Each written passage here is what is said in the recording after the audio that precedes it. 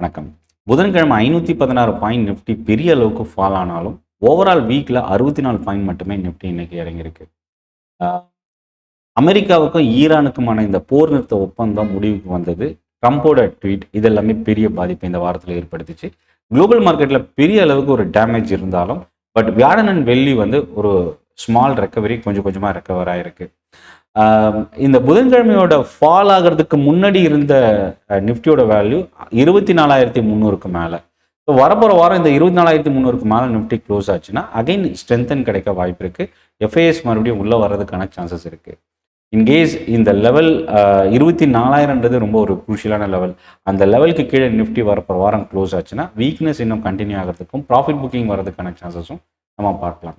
டிசிஎஸோட quarterly result இது வரைக்கும் தொடர்ந்து ஐடி கம்பெனிஸோட குவார்ட்டர்லி ரிசல்ட்னாவே மார்க்கெட்டில் இருக்கிறவங்க எல்லாருக்குமே ஒரு பெரிய பயம். ஏன் அப்படின்னா ஐடி ஸ்டாக்ஸ் இறங்கும், அதனால் நிஃப்டி ஐடி கம்பெனிஸ் எல்லாமே ஃபாலோ ஆகும் அப்படின்ற ஒரு சுச்சுவேஷன் தான் இதுக்கு முன்னாடி நடந்த நிறைய குவார்ட்டரில் நம்ம பார்த்தோம். பட் இந்த முறை பெரிய அளவுக்கு பவுன்ஸ் பேக் ஆகலைனாலும் டிசிஎஸோட ரிசல்ட் ஒரு பாசிட்டிவ் க்ளோசிங்கை கொடுத்துருக்கு.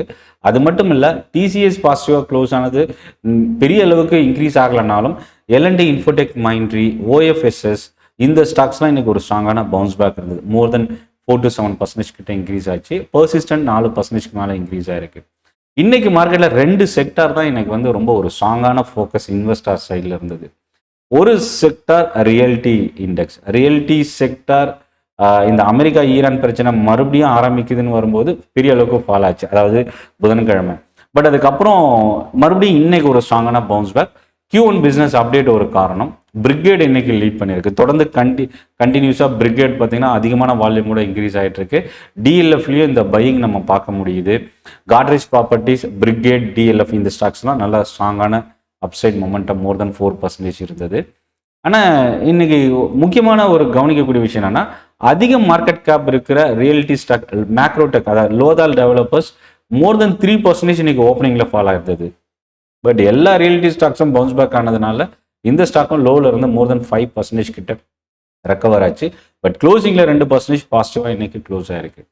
இப்போ பிஎஸ்சி பேங்க் சைடு வந்தீங்கன்னா, இந்தியன் பேங்கோட ரிசல்ட் தான் இன்னைக்கு ஒரு பெரிய டர்னிங் பாயிண்ட் அப்படின்னு சொல்லலாம். பெரிய சர்ப்ரைஸான ஒரு ரிசல்ட்.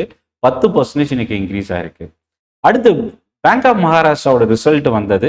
பட் அது பெரிய அளவுக்கு இம்ப்ரெஸ் பண்ணல அப்படின்னாலும் 2% பாசிட்டிவாக முடிஞ்சிருக்கு. இப்போ இந்த ரியல்டி, பிஎஸ்சி பேங்க் இந்த 2 இண்டெக்ஸும் மோர் தென் 3% இன்னைக்கு இன்க்ரீஸ் ஆயிருக்கு. அதுக்கு அடுத்த இடத்துல ஐடி இண்டெக்ஸ் ரொம்ப ஒரு ஸ்ட்ராங்கான க்ளோசிங். மேபி வரப்போகிற வாரம் ஐடி செக்டார் நம்ம கவனிக்கலாம். அப்படி இருந்தாலும் அடுத்தடுத்த கம்பெனிஸோட ரிசல்ட்டும் இதே மாதிரி பாசிட்டிவ் சென்டிமெண்ட் இருக்குமான்றதை நம்ம வெயிட் பண்ணி தான் பார்க்கணும்.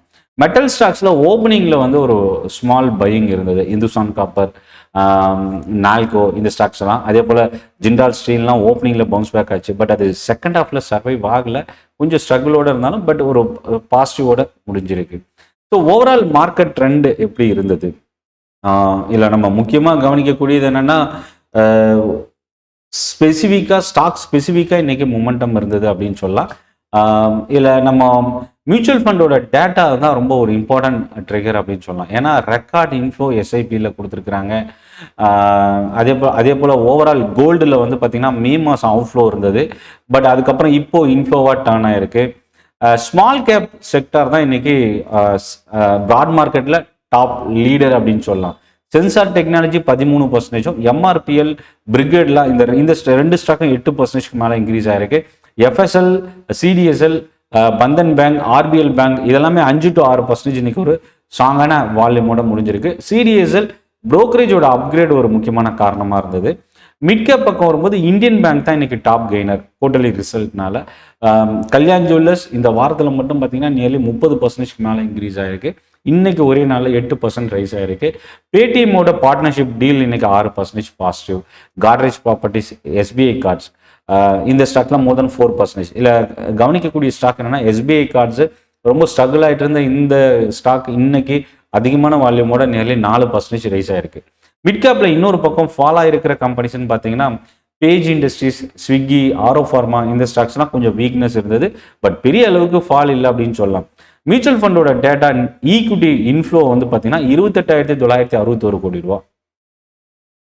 லாஸ்ட் மந்த் 22,897 கோடி ரூபா இருந்தது. நியர்லி மோர் தென் 25% மேலே growth வந்து இன்க்ரீஸ் ஆயிருக்கு. ரீட்டைல் இன்வெஸ்டர்ஸோட பார்ட்டிசிபேஷன் அதிகமாக இருக்கிறது ஒரு முக்கியமான ரீசனாக சொல்லலாம்.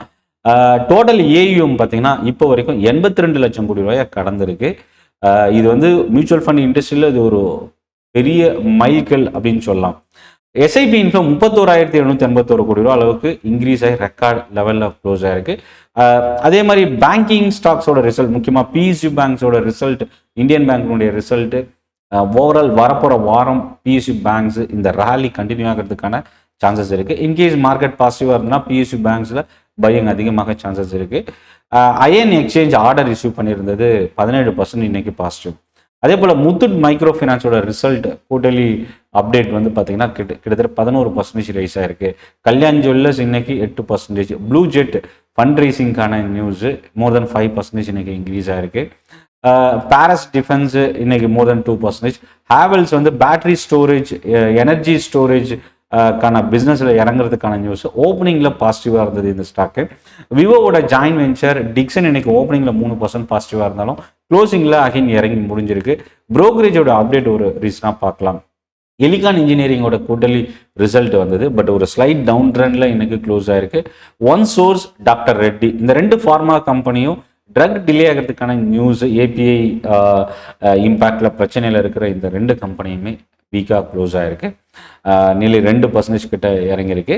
இப்போ வரப்போகிற வாரம் அப்படின்னா 2 விஷயம் நம்ம கவனிக்கணும். ஒன்று டெக்னிக்கல், இன்னொன்று ஃபண்டமெண்டல். ஃபண்டமெண்டலில் என்ன பிரச்சனை அப்படின்னா அமெரிக்கா ஈரானோட அடுத்த கட்ட பிரச்சனை தான் மார்க்கெட்டை ரிஃப்ளெக்ட் பண்ணும். ஸோ புதன்கிழமை இந்த போர் நிறுத்த ஒப்பந்தம் ரத்தானதுக்கு அப்புறம் நியர்லி 2% மேலே நம்ம மார்க்கெட் ஃபால் ஆச்சு. ஏஷியாலேயும் ஒரு மோசமான டேமேஜ் இருந்தது. ஆனால் வியாழன் அண்ட் வெள்ளிக்கிழமை வந்து பார்த்தீங்கன்னா அகைன் ஒரு ஸ்மூத் டெவலப் இருந்தது இந்த பிரச்சனையில்.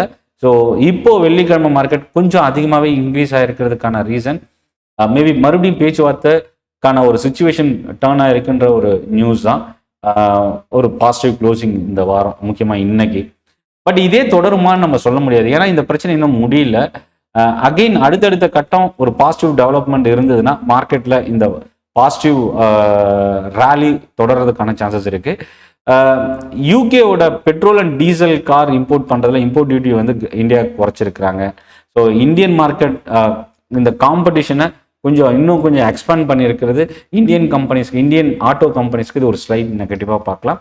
Life insurance data again Monday வந்து இன்சூரன்ஸ் ஸ்டாக்ஸ் நம்ம கவனிக்கலாம். டிசிஎஸோட குவார்ட்டர்லி ரிசல்ட்டு, அமெரிக்கா ஈரானோட பிரச்சனை அடுத்த கட்டம் என்ன ஆக போகுது, மியூச்சுவல் ஃபண்ட் டேட்டா, இன்சூரன்ஸ் கம்பெனிஸோட டேட்டா, குவார்ட்டர்லி ரிசல்ட் வந்திருக்கிற அதர் கம்பெனிஸு, இதெல்லாம் மண்டே மார்க்கெட்டுக்கு நம்ம கவனிக்கக்கூடிய விஷயமா பார்க்கலாம். இது ரொம்ப முக்கியமானது. மிட் கேப் இண்டெக்ஸ் ரெக்கார்டு ஹையை பிரேக் பண்ணியிருக்கு. ஸோ வரப்போகிற வாரம் மிட் கேப் செக்டாரில் ஒரு பாசிட்டிவ் சென்டிமெண்ட் டர்ன் ஆகிறதுக்கான சான்சஸ் இருக்குது. இந்த வீடியோ யூஸ்ஃபுல்லாக இருக்கும் அப்படின்னு நினைக்கிறேன். சென்னை ட்ரேடிங் அகாடமி சப்ஸ்கிரைப் பண்ணி வாட்ச் பண்ணுங்கள். என்னோட ட்ரைனிங் செஷன் நாளை காலையில் 9 மணிக்கு சென்னை தாம்பரம்ல நடக்குது. ஆப்ஷன் ட்ரேடிங்கோட பேசிக், இது ஃப்ரீ ட்ரைனிங், லிங்க் டிஸ்கிரிப்ஷனில் இருக்குது, நீங்கள் யூஸ் பண்ணிக்கங்க. அதே போல் ஒவ்வொரு வாரம் புதன்கிழமை ஆன்லைன் ட்ரைனிங் செஷன்ஸ் இருக்குது, அதுக்கான லிங்க்கும் டிஸ்கிரிப்ஷனில் இருந்து நீங்கள் யூஸ் பண்ணிக்கங்க. நன்றி, வணக்கம்.